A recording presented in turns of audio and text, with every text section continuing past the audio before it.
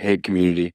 Dr. Angel Acosta here, asking this question from Ghana, Accra, Ghana, in the African continent right now at an AI-related summit. And my work is around diversity, equity, and inclusion uh, in the corporate and organizational, broader education organization space. And I'm just wondering in what ways will AI, or in what ways can AI right now disrupt, support the DEI space? So just really thinking about that. Any thoughts around how AI can support, disrupt, enhance diversity, equity, and inclusion consulting?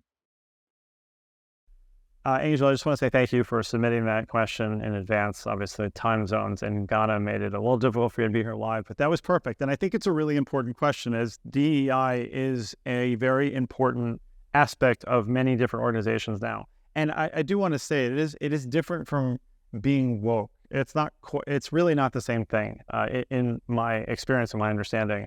And what we're really trying to do with DEI is enhance the equity of opportunity, of availability of resources and whatnot.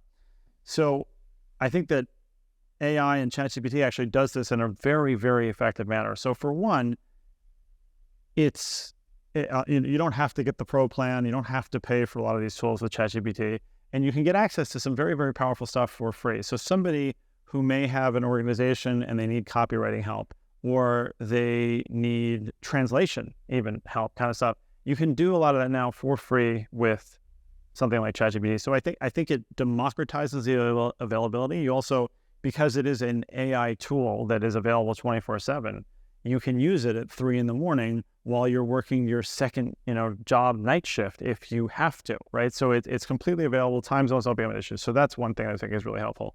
Another thing that's really nice about it is that you can actually use it to determine if something that you are trying to say or message or write is going in the face of or supportive of DEI efforts. And not just that, but like you can write something and say, like, is this too aggressive? What is the perceived intent behind what I've written here so far? And honestly, and I know I have, you may be really surprised sometimes that something you say or write that you think is completely innocuous may come off as forgetting offensive or anything like that. It just may have the wrong message. And ChatGPT is objective and can give you an objective take on that. And I've certainly written things where I'm like, make this sound friendlier, right? Make this lease for a space more tenant friendly. So you can have ChatGPT make a more X version of the thing that you're doing. Not X-rated, just, X or Y.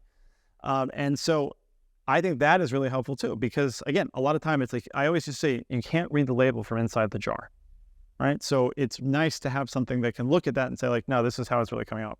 Another thing that you can do with it, and so is that you can create a chatbot that allows people to train in these scenarios.